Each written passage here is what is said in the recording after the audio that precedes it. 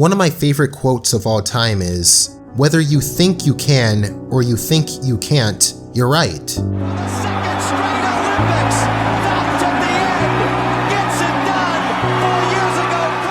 Before Michael Phelps became the most successful Olympian of all time, before Oprah Winfrey became the richest African American of the 20th century, before Martin Luther King Jr. changed history by limiting discrimination around the globe, they all had to have a vision first. It's so easy to forget that's where literally every human-made event that has ever happened in history started, with an idea in the mind. The older most of us get, the more we forget how powerful the human mind actually is. Children are born with their creative powers fully intact. That's why they do whatever they want, because they don't give a damn and see no reason to. They simply follow whatever seems fun. Adults are trained to believe that following the fun the same way a child does isn't very realistic, and as a result, they end up like poor Squidward tentacles, stuck at a dead-end job with no motivation or expectation of a bright future. Once in a while, I need to breathe in and not smell grease, or the stench of my miserably failed life. Let's talk about where Squidward is at this point in his life for a minute. He has dreams of being a famous musician, but has gotten little to no luck getting there. The few times he does use his creativity, such as trying to be an artist, he gets shamed for that as well. When you've failed so many times in your life, it gets to a point where you have no desire to express yourself creatively any longer, because you fear it will simply lead to more disappointment. The optimism has been sucked out of him so hard to the point where he now sees the world in this black and white perspective.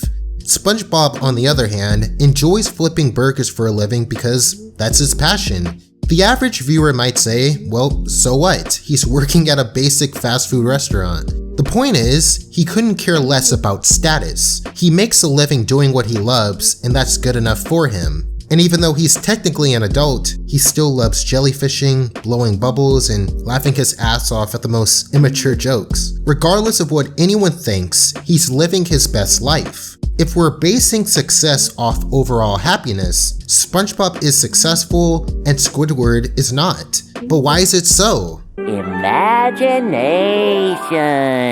Are you trying to say I have no imagination? Yes, I am. Now I want to talk about the power of being delusional. Humans are trained early in life to be disciplined, educated, and to follow the rules with what is or isn't socially acceptable. The issue here is because of this robotic behavior most of us develop when we become adults, we start to rely on logic rather than by faith. We don't try to go after our dreams because they're quote-unquote unrealistic. We try to work a ridiculous amount of hours at a job we don't like just for a paycheck.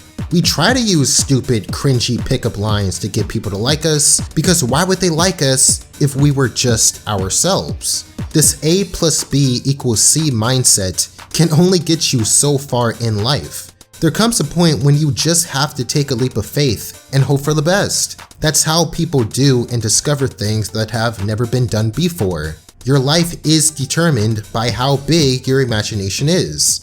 You'll notice that throughout the series, SpongeBob is always the one defying the odds. Most of the time, his optimism leads to a positive result by the end of the episode, leaving Squidward feeling jealous or underappreciated. One episode that I think explains everything I've said so far in a nutshell is Idiot Box. This episode begins with SpongeBob and Patrick receiving a package with a TV inside of it. Strangely, they only ordered the TV just so they could play in the box. This confuses Squidward because what's so exciting about an empty box? SpongeBob tells Squidward they don't need television and all they really need is their imagination. Squidward thinks that statement is cute at best and doesn't take it seriously.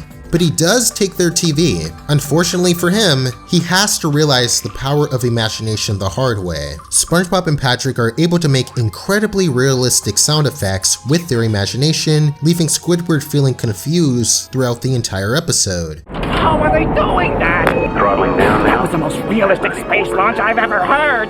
There must be an explanation. Think, Squidward, think! This is a great example when I say many of us rely too much on logic, which isn't a bad thing, but we always need facts, proof, or an explanation. But to truly have an imagination, it means to defy what logic says is possible. We think it's this complex thing, but sometimes it really is just as simple as having an imagination and believing whatever image one puts in their mind to be true, no matter how stupid it sounds to everyone else. Squidward refuses to believe in this imagination nonsense and desperately looks for answers. He sneaks into the box at night while the other two are asleep to search for a hidden button that he believes is inside. And when he doesn't find anything, he gets incredibly frustrated, then questions if they were telling the truth all along. Maybe it really was their imagination.